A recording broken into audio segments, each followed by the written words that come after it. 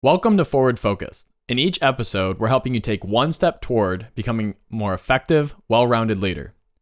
I'm your host, Jon Reusch, and in today's episode, I'm sitting down with the project manager of Forward Focused and our director of podcast development, Joe Tiano. Now, this is a very unique interview because originally when we were launching Forward Focused, Joe and I came to agreement he would never be on camera. Well, COVID-19 changed everything from our launch date to how we were going to roll this out, and I thought there was no one better to help lead that conversation and dive into how we led through a crisis. I'm really excited for you to check out the interview with Joe Tiano. So without further ado, listen in.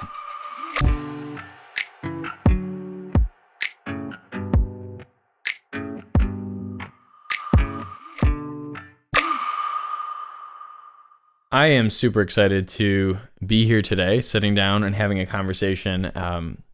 It's crazy looking back and thinking about how we got to where we are today, right? And we initially, for Forward Focus, we had a launch date picked. We had episodes recorded, content recorded. We were ready to launch Forward Focused and pour into our community and in this world. And COVID hit. And it was literally the week that we had targeted to launch that really the world just stopped. And the world, in my feelings and what we observed, it felt like it stopped for weeks, right? And so that's what brings us to today, is over the last 4 months, kind of looking at how the world responded, some good leadership, some poor leadership, and everything in between. We really felt that this episode could be timely with delivering content around leading through crisis and leading through unknown times, right? And so I'm super excited because after moving forward today, we're going to have great content pre-recorded over the last 8 months, and then today's content. And I'm having a one-on-one conversation with the man behind the curtain, to reference Wizard of Oz, Joe Tiano, our project manager and our director of our podcast series right here at Forward Focus. So super honored and humbled to be in business with you, and excited to have this conversation today. So I'd like to hand it over to you if that's okay. Heck yeah, man. I'm excited to be sitting here as well too. Yeah, crazy journey that got us here, and didn't expect when we started this that I would be sitting in front of the camera at all. But I think I even promised that you would never have to. I think maybe that could have been a thing. But here we are, and I think it's with right cause, and we have good value to provide, and it makes sense that we're sitting here together. Absolutely. And I appreciate all the kind words, by the way, as well too, and it's reciprocated back, of course.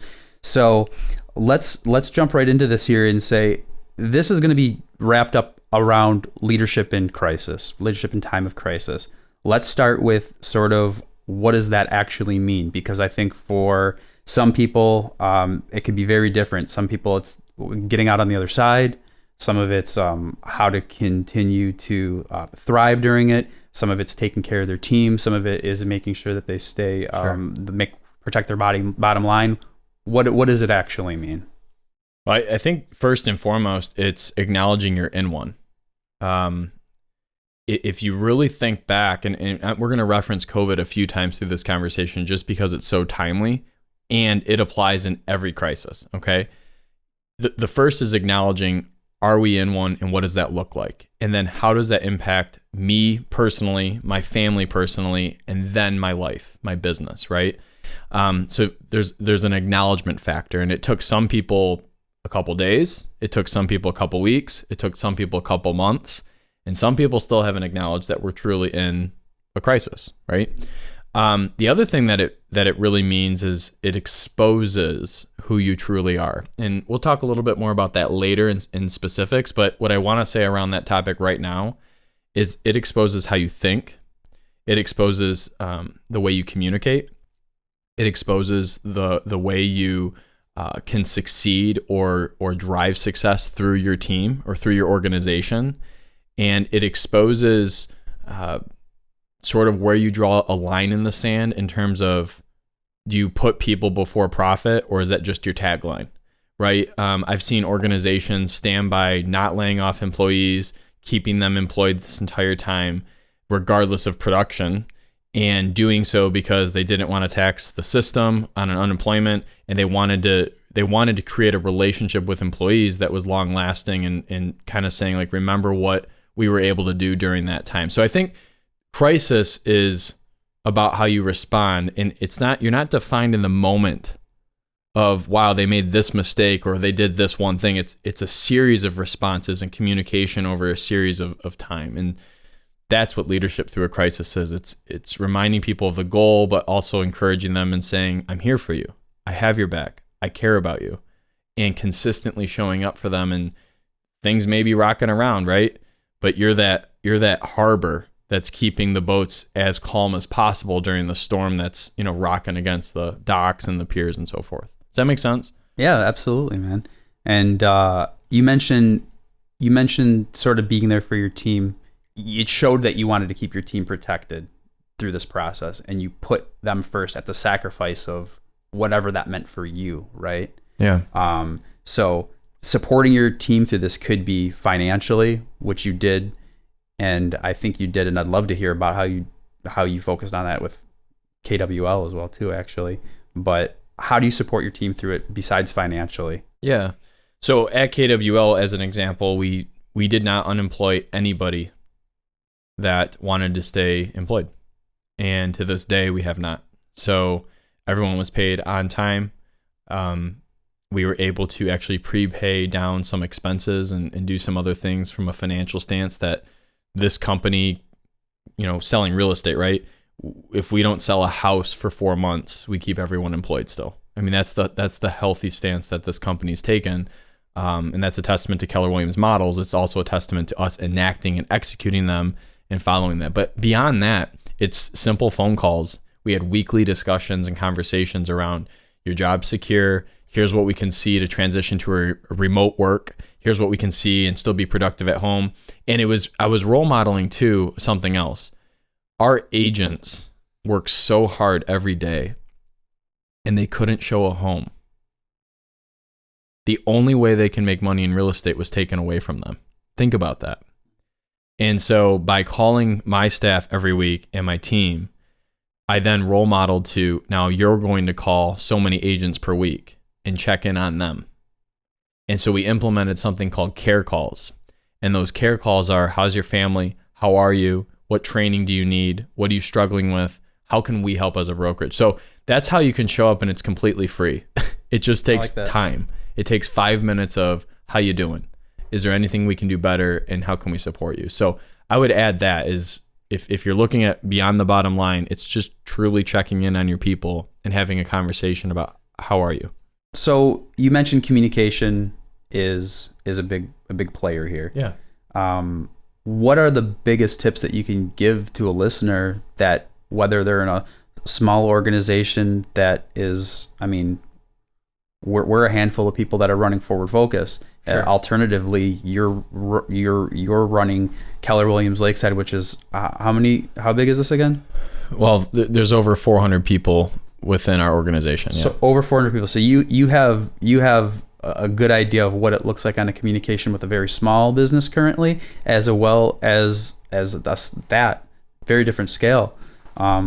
What kind of tips can you give to somebody that's listening that would say, these are big communication things that help through this process? Yeah. So a couple key things. One, know what you want to communicate.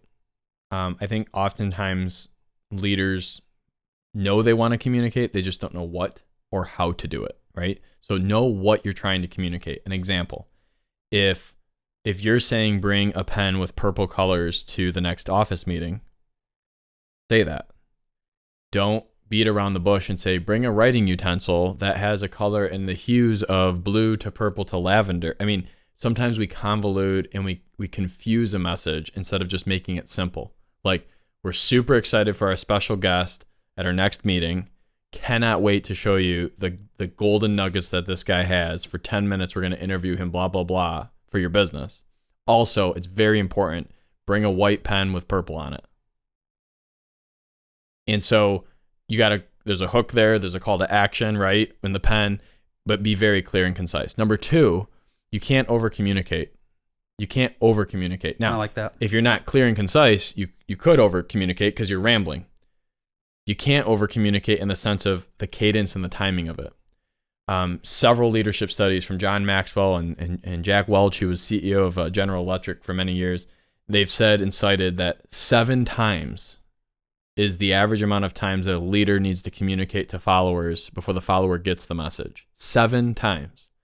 So if you're a leader with one organization, or one organization that you lead with one person, or 5 with 100 or thousands of people, if you aren't having a consistent communication plan via email, via text message, via social media, via direct mail, or actually print like in their office mailboxes, you're going to have people missing memos. You're going to have people missing directives. We post things at our office doors right when you walk in, anything that's really important or timely. The old adage of the bathroom door is always good. People have to use the restroom, right? Yes, during COVID, some of that's been changed a little bit, but it boils down to capturing and collecting and messaging out. The way I look at it, I'll wrap with this on the communication piece. The way I look at it is, if you have 100 people in your organization, right? 20 to 25 people are going to follow any communication plan you put out. Those are your top 20%. They're going to be obedient, and you wish you had 20 more of those types of people typically. The next, 50 people or so are going to read your communication if you open it in the method that they prefer. So this is why it's important to have texting, social media, email, phone calls, direct mail, or in-person updates, because everyone has a different presence. So if you have those 4 or 5 communication points hit, you're going to get the top 20, the next 50. Now you're at 70%. And now you have what I call the dirty 30. You have the final 30% that you could go to their house and you could put fireworks with sparklers, and this is the announcement, and they somehow still say, I never heard about it. They still missed it. And so you got to understand and go into the expectation that if you can get to that tipping point and the majority of your people know about it, you've done a nice job in communicating. So be concise, have multiple ways to do it, break that down. And remember, you got about 25% on the front end, 20 to 25 or 50% in the middle. And you got that last 30% that's going to always be kind of hesitant or pushing back on communication. So a solid communication plan, whether you're in a crisis or not, is probably huge. Something else that you mentioned too is the financial stuff. Yeah. How much of that are you really sharing with your people? Keller Williams Lakeside is an open book company, right? Keller Williams subscribes to the mentality that since we're a profit sharing company and we share our profits with our stakeholders, our agents, our members that participate, that those folks every single month deserve to know exactly where we are financially. So from how transparent we are as a financial company, we're 100% transparent. Open books, posted every month. Our Agent Leadership Council, our ALC, they're a voted in elective board that volunteers their time, and they represent the agents in our company, and they meet monthly. They get the financials every month. And so as agents, they can go line by line and deep dive.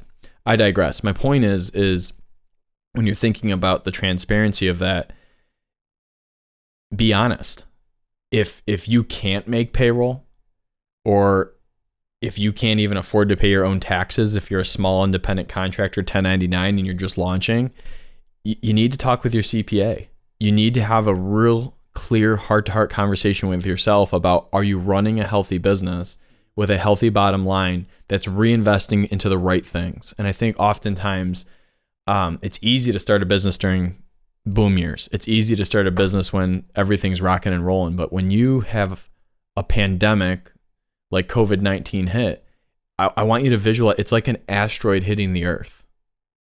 Everything stops.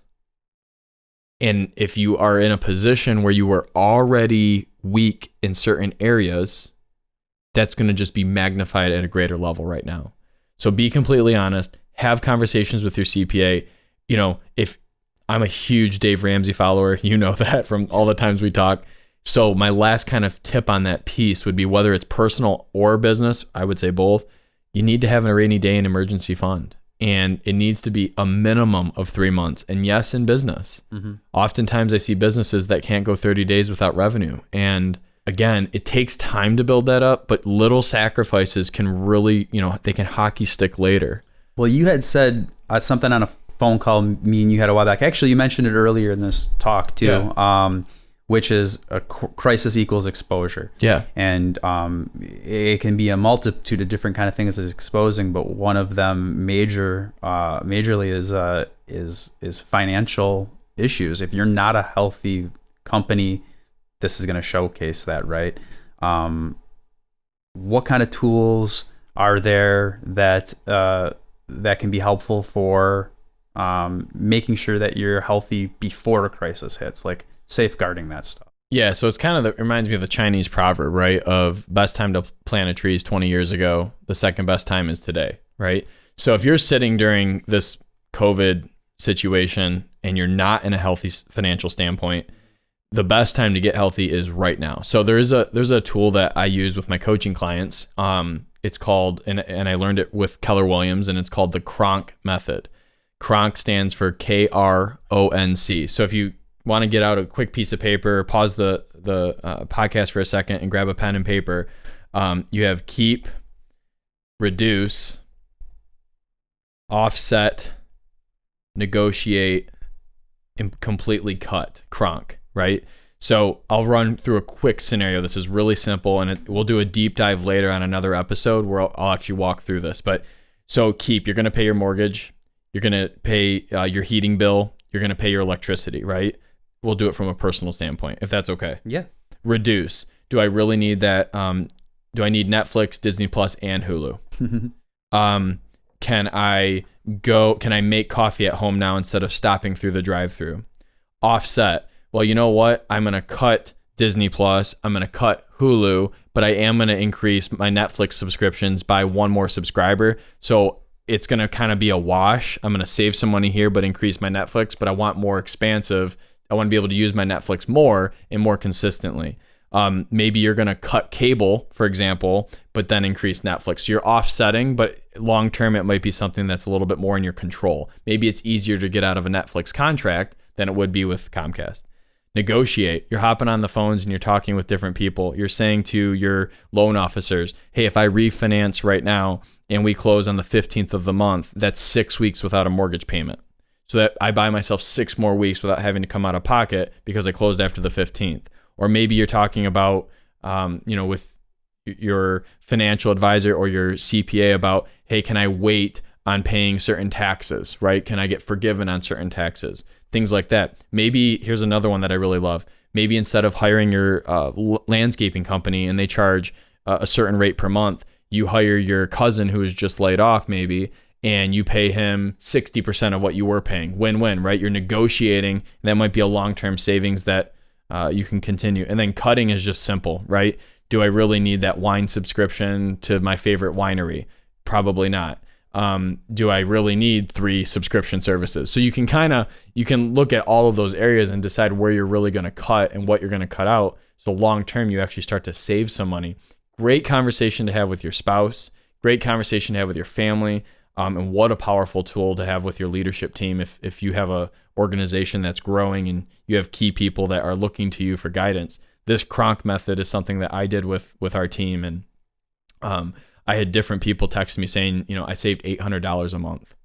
Like when it was all said and done, that's $800. And so I asked them, like, okay, after you build up your rainy day emergency fund, what are you going to do with that? How are you going to invest that back into your business? What are you going to do? And it just changed the dialogue from dire doom, gloom to I'm in control. I actually have more control of this than I thought I did. So, and very, very Ramsey approved. Very Ramsey approved. Yeah. Yes. Absolutely. Unless you're paying for those subscriptions on a credit card. Right. So how often are you revisiting something like this? Because you do it personal, but you do in business. Let's focus on the business portion for a second. How often? Every month. Every month you're revisiting. Every single month. So there's this old adage of like, I want to cut expenses by 10%, right? And sometimes people go, oh my gosh, 10%. If I have $1,000, that's $100 on my budget. Or if I'm 10,000, that's 1,000, right? Over the next 5 months, cut 2% a month. It doesn't have to be immediately. So what I advise and what I think about best business practice, cut at least 5% in the first month. Shoot for 5%. And then every month thereafter, cut 2. Continue to look through your financials. Look where you got fat. Fat happens slowly over time. I mean, the COVID has put a little weight on myself too, right? You don't gain a ton of weight right away. It's slowly. And you don't lose it right away. It's slowly. Same thing with your financials. If you're not investigating it at least multiple times a month and taking a hard look at it monthly to say, wow, I didn't realize that my coffee budget got out of line. Like, I'm really buying a lot of coffee. Or do I really need to have, marketing budget at $500 a month? Can I pull that down to $250 for the rest of the year? Keep in mind, when you cut it down and 2% a month, that's a good rule of thumb. Number 2, the cuts don't have to be forever. I think sometimes we when we make the cut, we go, oh, is this going to be permanent? Well, I'm sorry to say, but when you diet and lose weight, is that permanent every time? Unfortunately, no. You're going to put on some holiday weight or whatever it might be, right? It's the same thing in your budget. So every month, I look at it at the 15th of the month and the end of the month. And the end of the month, I look at it really hard. And I say, what adjustments are we going to be making over the next 60 days? I like that. And you mentioned you might not notice a little bit of weight, right? Or you might not notice whatever. In this scenario, you noticed when it becomes maybe a little bit of a problem. And so that's going to be the worst time when you're going to notice it. So this sort of keeps you on track, right? And it keeps you knowing where you're at, so that when a crisis happens, it's safeguarding you against that. They call it a rainy day fund for a reason. Mm-hmm. You don't want to build a shelter in the rain. You want to build the shelter in the sun. I like that. Right? Mm-hmm. You want to make sure the concrete can set properly and not get flooded and destroyed. Right. So the last thing I'll give around that, one last thing, mm-hmm. in addition to KRONC, if you don't have a budget set up, right, you need to set one up. Start somewhere. It's better than nothing, right? You can't improve what you don't measure. And what I do is I go down that budget line and I go down the variance. So if I budgeted 100 and anything's more than $150 difference than the 100, so it's more than $50 either way. I spent less than $50 or I spent more than $150, right? 100 is the budget. I either spent less than 50 or more than 150. I flag that because that's off by more than $50. Mm-hmm. And I go all the way down the line. And let's say I have 30 items and 7 of them are over that variance. I go back into those 7 items and I say, okay, what did I do here? Oh, that was a one-time bill. Next month, I'll be able to catch up. Or, wow, I got to really watch that. I need to cut spending on restaurants and meals right now. My meetings budget is way out of whack. That's a great exercise to do as well, just to get a starting point. That's awesome. And without going too much into this, because I know we're talking a ton about financials right now, but me and you were talking a little bit about possibly putting something together called the financial thermostat. And now I'm backing us into a corner because now it's recording and we're on this. But I think it's a powerful tool. And from what we talked about it, just in short, a little teaser of what that could look like. Yeah. So if at any level this financial conversation has got you anxious, excited, apprehensive, maybe all the above, right? The financial thermostat conversation is essentially this. So it's getting an idea of how much do you want to make in different areas of your life or your capacity. If you have a goal to have an up north cabin paid in cash in 5 years, say, okay, in 5 years, this is what it's projected to cost. This is what it would look like. What are the key things I need to do the next 5 years to get to that? Okay, what do I need to do today in year 1 to be on track in 5 years to do that? We'll put something together. I think we'll put something cool together for the listeners to be able to help them get started with this, because I've made this mistake, and I think we all have, where if you're not taking that hard financial look, something happens, it's too late. Moving past that stuff is sort of, there's opportunities within a crisis, and we've all heard that. How do you manage appropriateness with finding opportunity in a crisis and getting your team on your side to make sure that they're with you and that you guys are moving in the right direction? Yeah. So here's something that's pretty cool. When you're running a team and your organization is financially healthy, you now can focus more of your time and efforts on rapport building, relationship building, trust, effective communication, instead of pulling your hair out on how am I going to pay the bill next month, right? So that's another benefit of financial health. It starts with understanding each individual's feelings around the crisis. It starts with understanding, in this one, for example, it's so relative to someone's experience. I talked about it earlier. There's some people who like still don't believe it's a crisis, right? And it's all relative. If you have a family or friend who's had COVID-19 and was on a ventilator, you're going to view COVID-19 a little bit differently than somebody that has never seen that, thinks it's a hoax or whatever, right? And this isn't a political thing. I'm just saying in general, in terms of leadership, it's relative to your experience. And that's how leadership is in general. It's always relative to your experience. Now, understanding how your team feels about it. And really understanding and diving deep into how they feel about it. And well, talk to me a little bit about, and here's another thing. Do any of your team members in this example, do they have underlying health issues that maybe isn't, something that's visual that they'll see, but yeah, it's something that we need to be cognizant or aware of, right? And I think even beyond that, it's being able to check in with your team consistently and keep them focused on the light at the end of the tunnel. Keep the eye on the prize of, remember why we're in business. We're in business at Keller Williams, for example, we're in business to be the real estate company of choice for agents and their clients. And what does that mean? It means a smooth, efficient process. It means a company that the agents feel like they're being trained well, they're growing, and they're part of a culturally fit family that has multiple streams of income opportunities and business opportunities. And it always puts the client's needs first. It does the right thing, right? So that's keeping our eye on the prize. And so the opportunity, for example, would be once you've established the trust, and it takes EQ for that. You need to have emotional intelligence to be able to read the room. That's what I like to kind of say is, are you reading the room appropriately? Mm-hmm. When you do that, you're able to then push your director of technology, let's say, and say, well, you've been talking for 6 months that you want to move more trainings online. Isn't this a great opportunity to deliver content online consistently? So when I say look for opportunity during a crisis, it's more so opportunity can be disguised under some of these things of, we've been wanting to do XYZ as a team. We've been talking about it. Well, now this is almost forcing our hand. So instead of saying, oh my gosh, I have to transition our whole training calendar to electronic development, now we get to finally do it. And I can call 5 agents a day and walk them through how to log on and actually, because they aren't out showing homes right now, they're under lock and key at home. So now they have time to learn it.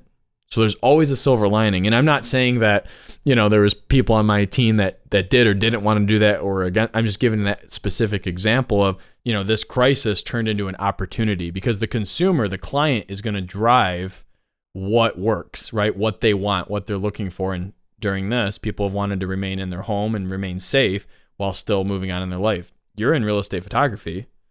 You've had to pivot in multiple areas in your business. What's 1 or 2 ways that you've been able to do that? Yeah, absolutely. Like you said, it's driven by the needs of the customer, of the consumer, and my customer in a lot of the ways is the real estate agents, right? Right. And their customers, they have to answer their needs. People don't want to go in homes as much. They want to be able to still see these homes, and they want to still buy a home.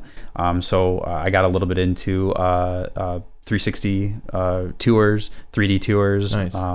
And had to buy new gear for that, but it was a good opportunity to learn some stuff, provide good value to my clients, and it allowed me to, when the lights turned back on, pick up a lot of new clients, pick up some old lost clients, and for the ones that I had, hopefully solidify them for a little bit longer. So yeah, there's absolutely opportunity within that stuff, but it's about making sure that you're offering real value to what the needs are now. And to be super clear, like, it's grind time. Oh yeah. Like, long days, long nights, rising earlier than we have before. Mm-hmm. But what I call it's being more strategic and purposeful with your time, knowing that it's going to pay off within a year. You'll get some of that time back, and you'll be really well positioned for many years to come because you sacrificed and made some of those things now. Oftentimes in a crisis, more millionaires were made during the last financial crisis, 2008 to 10, than in any other time in the United States. Why is that? Because the people who had their house paid off in 2008, the people who had liquid assets or cash on hand, that had a healthy business that had 6 months cushion, they were able to buy up other assets as homes plummeted, unfortunately, from a $200,000 home was being sold for 50 grand. Well, if I have $200,000 sitting in the bank, in 2007, I can buy one home. In 2011, I can buy 4. Do you see how that dollar, now $1 buys you what $4 would have bought? So it's about understanding that once we knew we were going to be okay through the recession, people started looking for deals. They started looking for opportunities. And that's just the natural progression. Mm-hmm. It's, are we okay? We're alive. Everyone's good. Okay, now what? Where's our opportunity?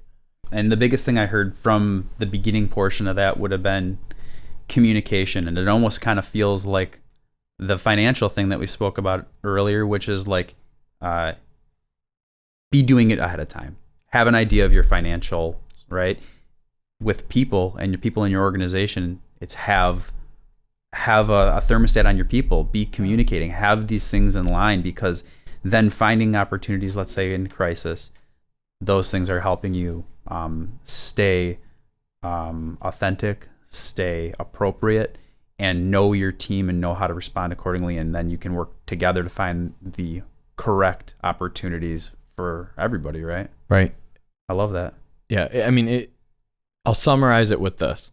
It's the idea of, if I haven't built a relationship with you, Joe, Mm-hmm. and then something happens that like fundamentally will change the way we do business, like a crisis, if I haven't already had that relationship built with you, why would you follow me? Yeah. Why would you trust me? Right. And that's something to think about. It's like gyms right now have to really think critically about how they're going to reopen safely. Mm-hmm. How are they going to still charge people the same rates they were charging before if somebody wants to get physically fit, however, maybe can't afford that $85 a month membership fee and just went 4 months without paying it? Mm-hmm. So how are they going to market and brand to what they're doing, right? How are they going to market to those audience and talk about it? So if they've been providing free online Zoom trainings this whole time, if they've been sending letters or note updates from the CEO monthly to their home saying, we care about you, here's a free recipe or nutrition plan that might be easy to make at home with the kids, and it's healthier since we're not able to be as convenient as we. Do you understand? That all boils down to communication, and you're setting the standards and pace. So it's like, wow, they showed up for us during this time of crisis. I'm okay with putting money into this membership, right? Once we open back up. And has your gym done that with you? Not as much. So there's opportunity there, right? Yeah, absolutely. And I would argue that every single business has that opportunity. Yeah. You know, at Keller Williams, we stopped charging rent for office space for the last 90 days. That's awesome. Simple. Sometimes that puts a lot of burden on the people that are leading these organizations, leading these teams. That's part of it, though. It's truly people before profit, though. Yeah. And again, that I'm speaking on a company that's 20 years old with 400 plus people. And if I'm a startup, I may not have some of those decisions to make. Yeah. But you can define great habits right now. You can build muscle right now. So on the next hockey stick ride, because we'll come out of this, Mm-hmm. I always bet on the United States. I always bet on the United States. Are you kidding me? And so we will come out of this stronger than ever before. And if we build great habits now during a difficult time, an uncertain time, the good times will be even better. That's awesome. When we talk on communication, before we segue too far off of that, for the people that weren't doing it, but that are listening now, what can they do now? Like you said, start developing good habits at this point, right? Yep. So a couple things, I guess, on that would be, one, who's your audience? If it's your leadership team versus maybe employees versus maybe your consumer, right? Let's say you have those three. You have your leadership team, day-to-day operations. You have the employees that are running and servicing your consumers, right? Your clients. And then you have the public. You have those three piles. What are you communicating to each? What's your goal?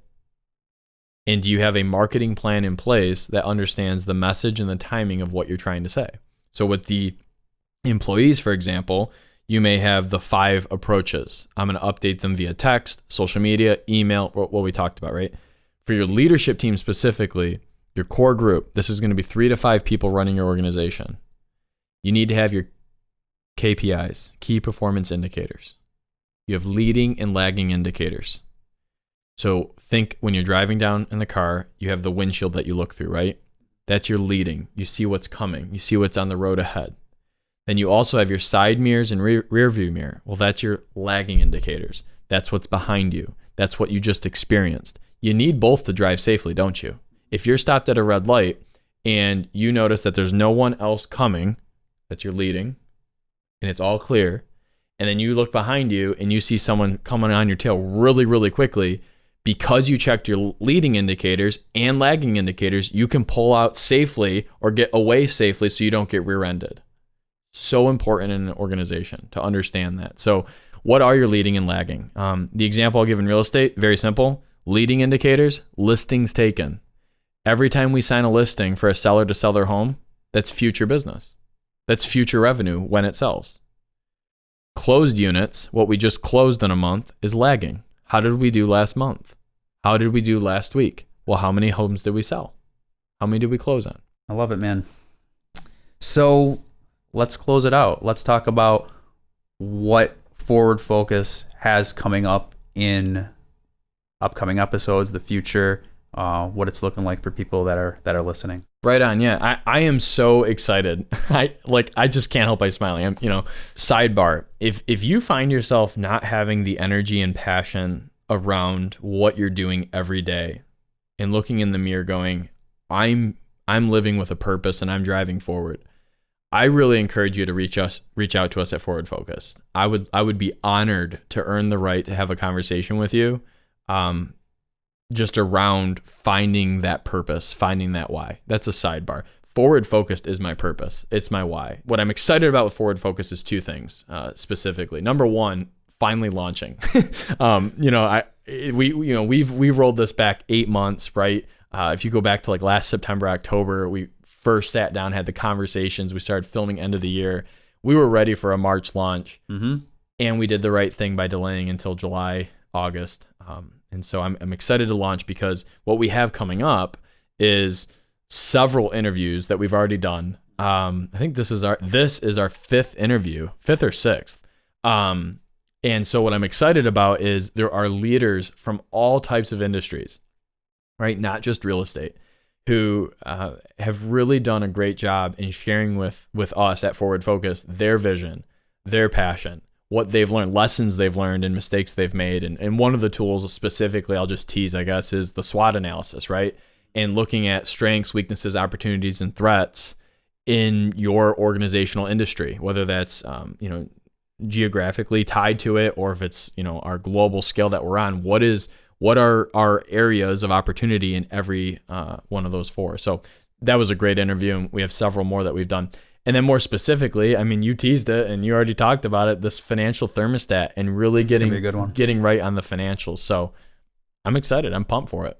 I'm excited too. And fifth interview I think that you've done, and then we have probably 10 plus episodes preloaded, recorded, ready, that are gonna be out there soon. So they're like lined up at the Kentucky Derby, and we're just waiting for that bell to hit. It's funny. Saying? Part of this pivot was changing that order lineup too, which we didn't really talk about at the beginning of the episode. But yeah, we had those five episodes preloaded that made sense, that had a story to tell, purpose and a reason that they were structured that way. This is the beginning of that new structure, and I think it's a really fun way to do it too.